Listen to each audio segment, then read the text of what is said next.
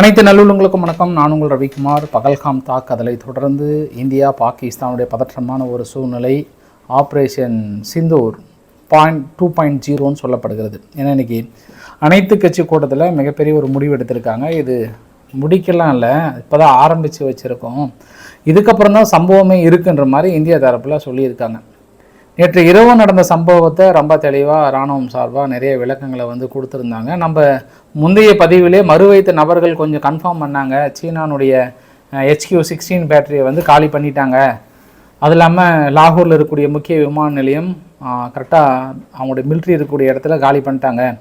கொஞ்சம் டவுட்டாக இருக்குங்க, உறுதி பண்ணிட்டு சொல்கிறேன். மறுவைத்த நபர்கள் கன்ஃபார்ம் பண்ணாங்கன்னு சொன்னோம் இல்லையா? நம்ம வெளியிட்ட பதிவு 1.5 மணி நேரத்துக்கு அப்புறம் இந்திய இராணுவம் வெளியிட்டிருக்கிறது உறுதி செய்திருக்கிறது. So we proud myself. நம்ம பெருமைப்பட வேண்டிய விஷயம் என்ன, நம்ம முன்கூட்டியே ஒரு சில விஷயங்களை கெஸ் பண்ணோம் அப்படின்ற ஒரு விஷயத்தையும், இன்னும் நிறைய அதிர்ச்சி தரமான தகவல் பற்றி எரிந்திருக்கிறது. பாகிஸ்தான் முக்கியமான நிலைகள் தகர்க்கப்பட்டிருக்கிறது.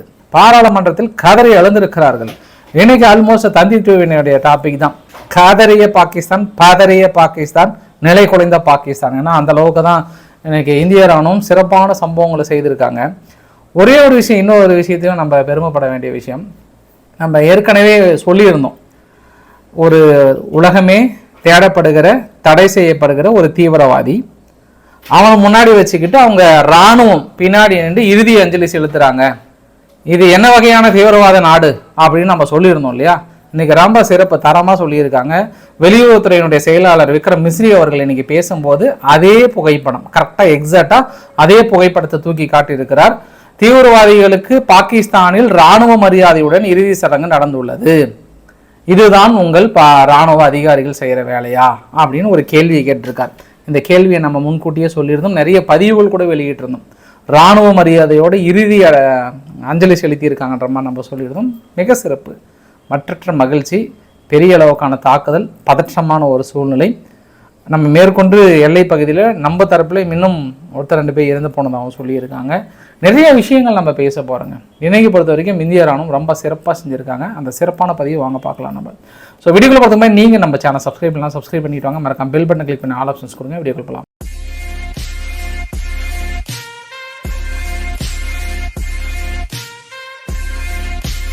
நம்ம நேற்று இன்னொரு தகவல் கூட உறுதிப்படுத்தியிருந்தோங்க.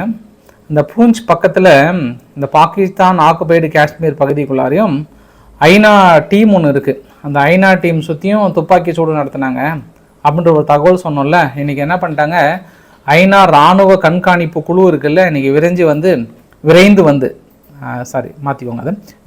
வந்து பூஞ்ச் பகுதியில் நம்ம எல்லை பகுதியில் இருக்கக்கூடிய ஐநா குழுவையும் அவங்க பகுதியில் இருக்கக்கூடிய ஐநா குழுவையும் ஒன்றா சேஃபாக செக்யூர் பண்ணி பாதுகாப்பாக தான் இருக்கும். வரம்பு மீறி எல்லை மீறி எந்த அளவுக்கு அப்பாவி பொதுமக்கள் மீது தாக்கல் நடத்தியிருக்குன்ற மாதிரி ஐநா எடுத்திருக்காங்க. ஸோ இந்த தகவல் நம்ம ஆல்ரெடி சொன்ன விஷயந்தான். இன்னொன்று பாருங்கள், இவ்வளோ ஐநா பார்க்குறாங்க இல்லைங்களா, இவ்வளோ விஷயங்கள் பேசுகிறாங்க இல்லைங்களா, ஆனால் எந்த அளவுக்கு அவங்க பாகிஸ்தான் மீது நடவடிக்கை எடுத்துருவாங்க? இது வரைக்கும் எடுத்தாங்களான்னா ஒன்றுமே எடுக்கல, சும்மா பேருக்காங்க.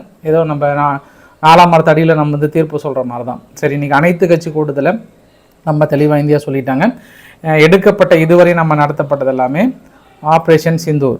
இதுக்கப்புறம் நடத்த போகிறலாம் ஆப்ரேஷன் 2.0ன்ற அளவுக்கு இன்றைக்கி இன்னும் இதுக்கப்புறம் தான் நடக்க போகுதுன்ற மாதிரி சொல்லிட்டாங்க. சரி, நம்ம என்ன பெரிய அளவுக்கு சொன்னோம் அப்படின்னா, உங்களுக்கு முதல்ல நான் வரைபடத்தோடு எக்ஸ்பிளைன் பண்ணிடுறேனே, அப்போ தான் கொஞ்சம் கிளியராக இருக்கும், உங்களுக்கும் கொஞ்சம் ஈஸியாக புரியும். இந்த வரைபடத்தை பார்க்குறீங்க இல்லையா? இந்த வரைபடத்தில் நேற்று இரவு 1 மணிக்கு, அதிகாலை 1 மணிக்கு ஒட்டுமொத்தமாக ஒரு 30 பிளேஸ் பக்கம் அந்த தாக்குதல் முயற்சியை மேற்கொண்டிருக்கிறாங்க பாகிஸ்தான் இராணுவம். அது எல்லாமே சக்ஸஸ்ஃபுல்லாக S-400 மூலமா முறியடிக்கப்பட வேண்டியது. காஷ்மீர் இருக்கு இல்லையா, அவந்திபுரா, ஸ்ரீநகர், ஜம்மு ஆகிய நகரங்களில் உள்ள இராணுவ நிலைகளை குறிவைத்து தாக்குதல் முயற்சி பண்ணியிருக்காங்க. இந்த பச்சை கலர் இருக்குல்ல, பச்சை கலர் எல்லாமே நம்ம நிலைகளுக்குள்ளே கிராஸ் பண்ணி வந்திருக்கு அவங்களுடைய ஏவுகணைகள். அதை நம்ம அந்த எதுவுமே இல்லாமல் சுட்டு வீழ்த்தி இருக்கிறோன்னு சொல்லியிருக்காங்க. பஞ்சாபில் பதான்கோட், அமிர்தசரஸ், கபர்தலா, ஜலந்தர், லூதியானா, அதம்பூர், பதின்டா, அப்புறம் சண்டிகர் ஆகிய பகுதிகளும், ராஜஸ்தானில் பலோடு, உட்டரை, புச் போன்ற பகுதிகளும், இன்னும் ஒட்டுமொத்தமாக 15 நகரங்களில் பாகிஸ்தான் குறி வைத்திருக்காங்க. அது எல்லாமே ஒன்று கூட எந்த சேதாரம் இல்லாமல் சுட்டு வீழ்த்திருக்கிறோம். நம்ம நடத்திய தாக்குதல் அதுக்கப்புறம் இன்றைக்கி பகல் நேரத்தில் தான் நடத்தணும். நம்ம இந்த ஆரஞ்சு கலர் இருக்குது பார்த்தியா, இது எல்லாமே இந்திய இராணுவம் இன்றைக்கி சிறப்பான முறையில் பெரிய தாக்குதலை நிகழ்த்தியிருக்காங்க. அத்தனையும் ரொம்ப ரொம்ப முக்கியமான பகுதிகள்னு சொல்கிறாங்க. சரி, ஒரு மஞ்சள் கலர் மாதிரி ஆஷ் போட்டிருக்குல்ல, இது எல்லாமே சீஸ்ஃபயர் வயலேஷனை மீறி எல்லை பகுதியில் தொடர்ந்து தாக்குதல் நடத்திட்டு இருக்காங்க. இந்த சிறப்பான தாக்குதலில் முறியடித்தது யார் அப்படின்னா S-400 பங்களிப்பு. நார்மலாகவே 40, 100, 200, 400 கிலோமீட்டர் தூரம் வரைக்கும் சென்று இலக்குகளை அடைக்கும். 100 அடி முதல் 40,000 அடி உயரத்தில் பறந்து சென்றும் எதிரிகளுடைய தாக்குகளை முறியடிக்கும். 600 கிலோமீட்டர் வரம்பிற்குள் சுமார் 300 இலக்குகளை கண்காணிக்கும்ன்ற மாதிரி சொல்லியிருக்காங்க. ஸோ இதனால் ரஷ்யாவுடைய S-400 பெரிய அளவுக்கு இனி விலைக்கு போக வாய்ப்புகள் இருக்குது. ஒவ்வொரு யுத்தமே ஒவ்வொரு ஆயுதங்களோட சுய பரீட்சை தான். அது பெரிய அளவுக்கு சக்ஸஸ் ஆச்சு அப்படின்னா அது பயங்கரமாக வியாபாரம் போகும். ஏன்னா நம்ம இன்ன வரைக்கும் 2 ப்ராடக்டை பெரிய அளவுக்கு ப்ரொமோட் பண்ணியிருக்கிறோம். ஒன்று ஃப்ரான்ஸினுடைய ரஃபேல் விமானம் F-16 விட பயங்கரமான ப்ரொமோஷன். ஃப்ரான்ஸை எதிர்பார்த்துருக்க மாட்டாங்க. இப்போ எல்லா நாடுகளும் இப்போ ஐயா எனக்கு 2 கொடு எனக்கு 2 கொடுன்னு கெஞ்ச போகிறாங்கன்னா அந்த அளவுக்கான ப்ரொமோஷன் ஒன்று. இரண்டாவது S-400. ஏற்கனவே ரஷ்யாவுடைய S-400 பயங்கர டிமாண்டு. இப்போ இன்னும் நம்ம நேற்று நைட்டு ஒன்று கூட வரல, எல்லாத்தையும் சிதற விட்டுட்டோம் அப்படின்னு சொன்ன உடனே இப்போ பயங்கர டிமாண்டாக இருக்கும். இதுக்கப்புறம் சீனாவுக்கு என்னன்னா இப்போ கதறி அழ போகிறாங்க. என்ன விஷயம்னா, ஏற்கனவே ஆப்பிரிக்காவெல்லாம் பெரிய அளவுக்கு சேல்ஸ் பண்ணி வச்சுருந்தாங்க. அவங்களுடைய SQ-16 பேட்டரி காலி பண்ணிட்டாங்க, ஒட்டுமொத்தமாக காலி பண்ணிட்டாங்க. இதுக்கு எல்லாத்துக்கும் காரணம் இஸ்ரேலினுடைய ட்ரோனு. இந்த இஸ்ரேலினுடைய ட்ரோன், சிங்கிள் ட்ரோனு பார்த்தோம்னாவே அவங்களுக்கு ஆல்மோஸ்ட் அவங்களோட தூக்கத்தை தொலைத்திருப்பாங்க பாகிஸ்தானர்கள். இன்றைக்கி கூகுளில் போயிட்டு நேஷன் பேர்ட் ஃபார் பாகிஸ்தான் போட்டோம் அப்படின்னா அந்த இஸ்ரேலினுடைய ட்ரோன் தாங்க அவங்க கண்ணுக்கு முன்னாடி வருதுன்னா நம்ம பார்த்துக்கணும் எந்த அளவுக்கு அவங்க பதற்றத்தில் இருக்காங்க, அது பதற்றத்தில் தேடிட்டு இருக்காங்கன்றது பார்க்க முடியுது. நம்ம இந்த ட்ரோனோட சிறப்பு அம்சம் என்ன அப்படின்னா ஆன்டி ரேடியேஷனால் அவ்வளோ சீக்கிரம் ஊடுருவ முடிஞ்சு கண்டுபிடிக்க முடியாத ஒன்று. 9 ஹவர் தொடர்ந்து 9 மணி நேரம் பறக்கும். 1000 கிலோமீட்டர் வரைக்கும் ரீச் பண்ணலாம். 200 கிலோமீட்டர் ரேஞ்சுன்னு சொல்லுவாங்க. அந்த சுற்று வட்டார பாதையை ஈஸியாக கவர் பண்ணி எங்கேனாலும் அந்த வைட் ரேஞ்சு தாக்கல் நடத்தலாம். 15,000 அடி வரைக்கும் பறக்கும். 400 கிலோமீட்டர் பர் ஹவருக்கு போகும். அதோடைய cost 100 million for 10 drone. 10 drone 100 million. Adani நிறுவனம் இஸ்ரேலுடன் இணைந்து தயாரித்து இருக்கிறது. அந்த ட்ரோனை தான் நம்ம பயன்படுத்தியிருக்கோம். சரி, இந்த ட்ரோன் எங்கெல்லாம் தாக்கல் நடத்தியிருக்குன்னா உங்களுக்கு அதுக்கான சிறப்பான வீடியோ பதிவுகள்லாம் பாருங்கள். இந்த லாகூரில் மிகப்பெரிய அளவுக்கு ஒரு ரேடார் சிஸ்டம் இருக்குங்க. அந்த ரேடார் சிஸ்டத்தை வச்சு தான் இவங்க பெரிய இன்ஃபர்மேஷன் இதெல்லாம் பதில் தாக்கல் நடத்தலாம் பண்ணாங்க. நேராக என்ன பண்ணிச்சு, சம்பவம் அங்கேயே பண்ணிடுச்சு. முதல் தாக்குதல். இரண்டாவது தாக்குதல் எங்கே அப்படின்னா இந்த வான் தடுப்பு சாதனங்கள் சீனா கிட்டேருந்து வாங்கிட்டு வந்து வச்சாங்களே தேர்க்கடையில், அதை என்ன பண்ணாங்க, அடுத்தது முடிச்சிட்டாங்க. ஆக்சுவலாக அது சுடலாம் கூட பெருசாக இம்பாக்ட் இருந்திருக்காது. ஸோ இருந்தாலும் என்னத்துக்கு நம்மளுக்கு வம்பு அப்படின்னு அது ஒரு தாக்குதல். 2 போயிடுச்சா. மூன்றாவது இராணுவ குடோன்கள் மாதிரி அவங்களுடைய மிலிட்ரி உடைய லாகூரில் அவங்களுடைய மிலிட்ரி ஸ்ட்ரக்சர் இருக்குது, அதுக்குள்ளே நுழைந்து பெரிய தாக்குதல். இந்த 3 தாக்கல் நடத்தினது தான் மிகப்பெரிய ஒரு சம்பவமே. அது இல்லாமல் இஸ்ரேல்லே வருது பாருங்கள், இஸ்ரேல் ட்ரோனை பயன்படுத்துறதுனால இப்போ இவங்க அதையும் இன்னொன்று சொல்ல வந்ததை பாதியில் நிறுத்தக்கூடாது. இப்போ பாகிஸ்தான் இஸ்ரேல் மீது கொலகானில் இருக்கிறாங்க. இப்போ இந்தியா மீது கூட டென்ஷன் இல்லை அவங்களுக்கு. எப்படி இஸ்ரேல் ட்ரோனை அனுப்பலாம், ஃபுல்லாக இஸ்ரேல் ட்ரோன் தான் பயன்படுத்துகிறாங்க. காசா மாதிரி தாக்கல் நடத்துகிறாங்க, அதே மாதிரி இலக்குகளை வைக்கிறாங்கன்ற மாதிரி இன்றைக்கி பாகிஸ்தான் மீடியா ஃபுல்லாக புலம்ப ஆரம்பிச்சிருக்கிறாங்க. இதில் நிறைய உங்களுக்கு வீடியோலாம் பார்க்க முடியுதுங்க. ஆக்சுவலாக சுட்டு வீழ்த்தியிருக்காங்க நிறைய. ஒரு 31, 32க்கு மேலே நம்ம அனுப்பணும்.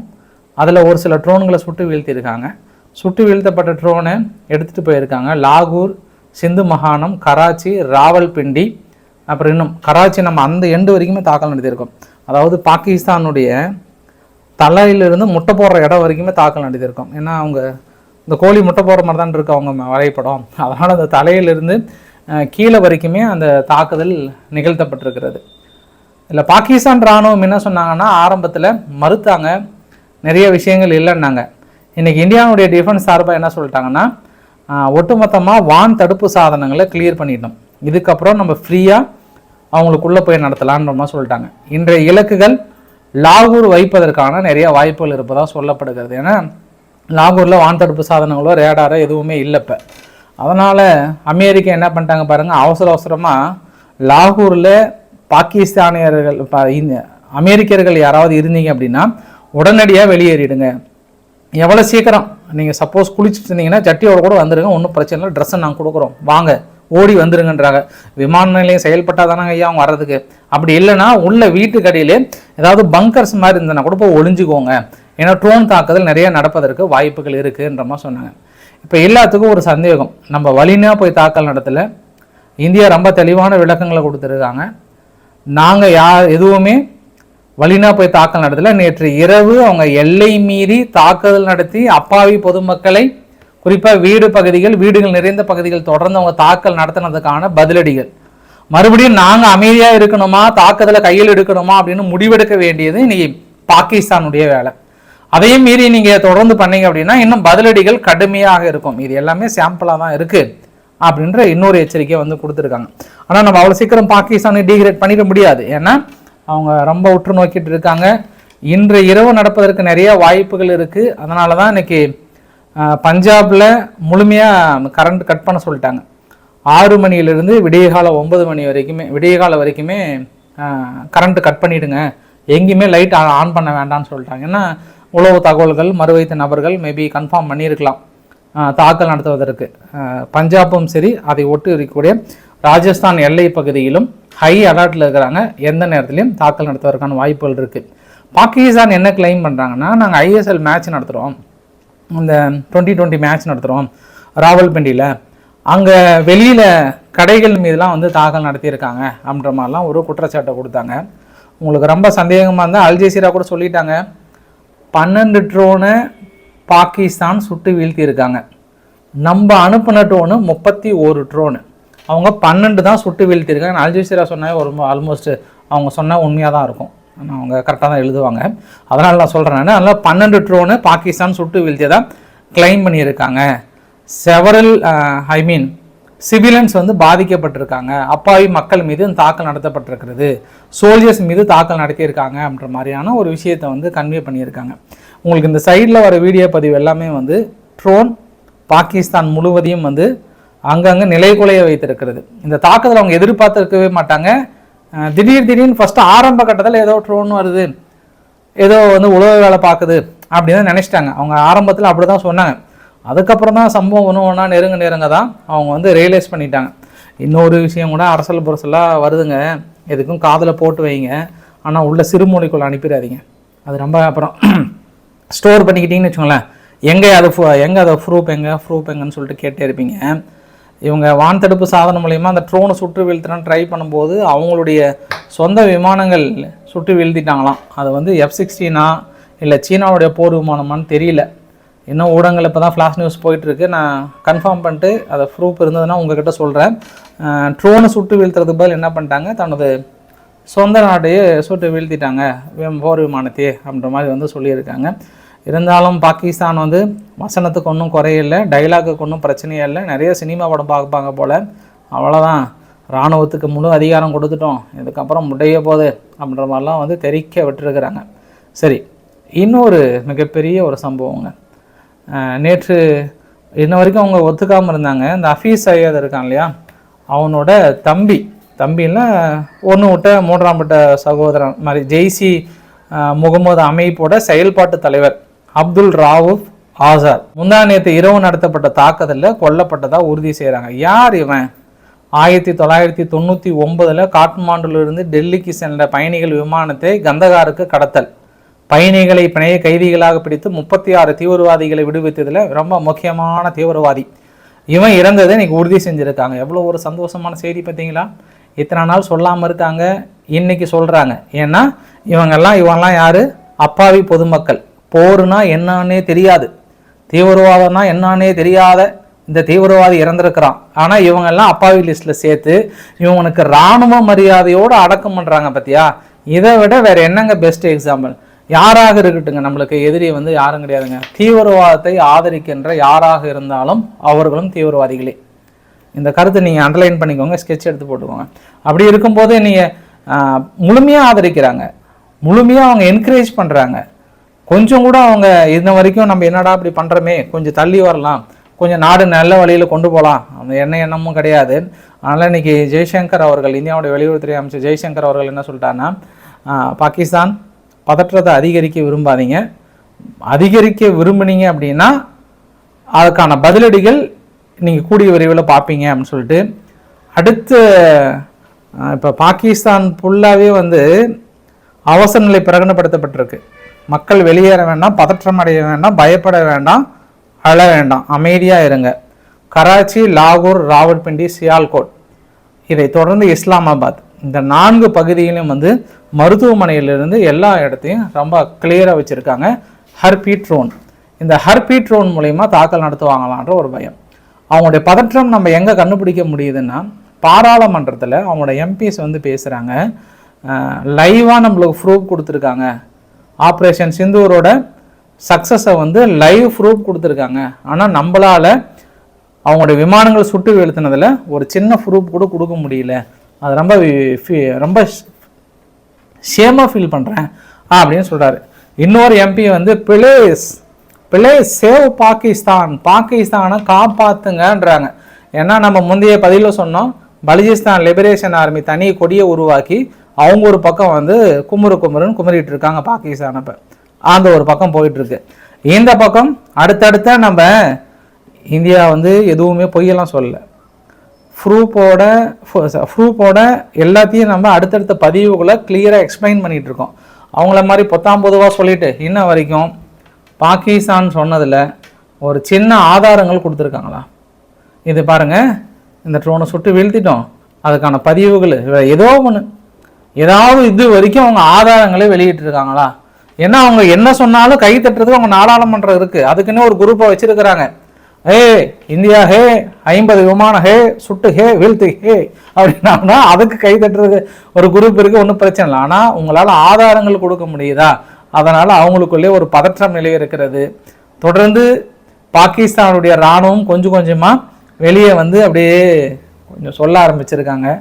இன்றைக்கி பாகிஸ்தானுடைய ட்ரேடிங் ஸ்டாக் மார்க்கெட்டில் ஒட்டுமொத்தமாக சஸ்பெண்டே பண்ணிட்டாங்க. ஐயோ நிறுத்துங்க, இதுக்கப்புறம் இதனுடைய இழப்புகள் வந்து நம்மளால் தாங்க முடியாது அப்படின்ற மாதிரி வந்து சொல்லியிருக்காங்க. ஃபைனலாக அந்த வீடியோ நிறைவு பகுதியில் 3 விஷயங்களை பேசலாம். ஐயா, இங்கே பெரிய பிரச்சனையே போயிட்டுருக்கு. பங்களாதேஷுக்கு என்னவா? அவர் திடீர்னு யூனுஸ் அரசாங்கம் அவங்க இராணுவ அமைச்சர்களும் மிக முக்கியமான டிஸ்கஷன் போயிட்டுருக்கான். என்ன மாதிரி பண்ணலாம், எப்படி பண்ணலான்னு. ஒருவேளை அவங்க இந்தியாவுடைய 3 பகுதிகளை பிடிச்சிருவோன்னு பயங்கரமாக டைலாக்லாம் விட்டாங்களே, ஏதாவது ட்ரை பண்ணுவாங்களா? இல்லை, எங்கள் அடிக்கிற அடியில் மேபி அவங்க அமைதியாக இருந்துருவாங்கன்னு நினைக்கிறேன். இருந்தாலும் எஸ்க புஸ்கா ஏதாவது பண்ணுறதுக்கான வாய்ப்புகள் இருக்குது. அங்கேயும் லைட்டாக அப்படி தட்டி வச்சாதான் வேலைக்கு ஆகும். பங்களாதேஷையும் இல்லை அப்படின்னா அது ரொம்ப கொஞ்சம் டிஃபிகல்ட்டான ஒரு சுச்சுவேஷனாக மாறுவதற்கு வாய்ப்புகள் இருக்குது. சரி, 2வது கிளைமேக்ஸ், பாகிஸ்தானுடைய ஓடிடி தளங்கள், சீரியல், வெப் சீரியஸ் எதுவாக இருந்தாலும் அமேசான், நெட்ஃப்ளிக்ஸ், இந்த ப்ரைம் இதெல்லாம் இருக்குல்ல, அதில் எல்லாத்தையும் தூக்க சொல்லிட்டாங்க. இதுக்கப்புறம் இந்தியாவுக்குள்ளே ஒளிபரப்பக்கூடாது, எல்லாத்தையும் கேன்சல் பண்ணுங்கள். ஏற்கனவே யூடியூபுக்கெல்லாம் கொடுத்துட்டாங்க. பட் இன்னும் ஓடிடி தளங்கள் வந்து தொடர்ந்து பாகிஸ்தானுடைய தொடர்கள் மீது எல்லாத்தையும் வந்துட்டு இருக்கு இல்லையா, அதை எல்லாத்தையும் கம்ப்ளீட்டாக தூக்குங்க. இதுக்கப்புறம் வெப் சீரியஸ்லேருந்து எதுவுமே அங்கே வந்துடக்கூடாது, அந்த ஏரியாவை பார்க்க கூட எட்டி பார்த்துடக்கூடாதுன்ட்டாங்க. இஸ்லாமாபாத் முழுவதும் மறுபடியும் பாகிஸ்தானுடைய ஆர்மி கான்வே வந்து பெரிய அளவுக்கு சுற்றி வளைத்து கொண்டு தான் இருக்கிறது. ஆனால் நம்ம எல்லாத்தையும் சுட்டு வீழ்த்திட்டோன்னு நினச்சிருந்தா கூட ஏதாவது ஒரு வகையில் கிராஸ் பண்ணி வந்து தாக்கல் நடத்துறது கண்டிப்பாக முயற்சிகள் செய்வாங்க. S-400 வந்து 100% சக்ஸஸ் ரேஷியோவாக இருக்கா அப்படின்னா அது ரஷ்யாவுக்குள்ளே இல்லை. அது நிறையா S-400ஐயும் தாண்டி தாக்குதல் நிகழ்ந்து கொண்டிருக்கிறது. இப்போ ஆரம்ப கட்டத்தில் மேபி இவங்க இனிஷியலாக எடுத்ததுனால நம்ம சுட்டு வீழ்த்தி இருக்கலாம். பட் நம்ம கேர்ஃபுல்லாக இருக்க வேண்டியது இன்னும் ரொம்ப சாலச்சிறந்தது. அதனால தான் அந்த எல்லை பகுதியில் பெரும்பாலான மக்களை வெளியேற சொல்லியிருக்காங்க. பெரும்பாலும் இரவு நேரத்தில் வெளியேறாதீங்க, வீட்டுக்குள்ளே இருங்கன்ற மாதிரியான உத்தரவுகள் கொடுக்கப்பட்டிருக்கிறது. கொஞ்சம் நம்ம சேஃபாக இருக்கிறது நல்லது. அதனால தான் அணுமின் நிலையங்கள் எங்கெல்லாம் இருக்கோ அங்கெல்லாம் பாதுகாப்புகள் பலப்படுத்தப்பட்டிருக்கிறது. ஏன்னா நம்ம 1300 கிலோமீட்டர் மேலே ஷேர் பண்ணுறோங்க. எல்லா இடத்துலையும் கொண்டு போயிட்டு நம்ம S-400 நிறுத்த முடியாது, நிறைய வழிகள் இருக்குது.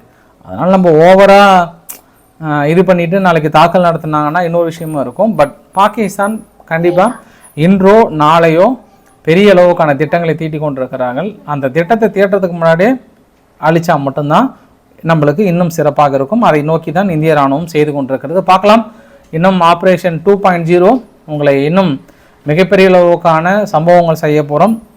தீவிரவாத முகாம்கள் முழுமையாக அழிக்கப்படும் என்று உறுதியளிக்கப்பட்டிருக்கிறது. அடுத்த அப்டேட் கண்டிப்பாக முடிஞ்சால் நீங்கள் ட்ரை பண்ணால் அடுத்த அப்டேட் நான் போடுறேன். அப்படி இல்லைனா உங்களுக்கு நான் அட்லீஸ்ட் மெசேஜாவது பண்ணிடுறேன். இல்லை நான் வீடியோ நிறுத்த போகிறேன்ற மாதிரியும் காலையில் போடுறன்ற மாதிரி சொல்லிடுறேன். சரிங்களா?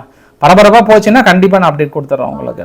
பிடிச்சிருந்தா லைக் பண்ணுங்கள், ஃப்ரெண்ட்ஸுக்கு ஷேர் பண்ணுங்கள், சப்ஸ்கிரைப் பண்ணுங்கள். ரவிக்குமார் சோமு சேனல். நன்றி, வணக்கம்.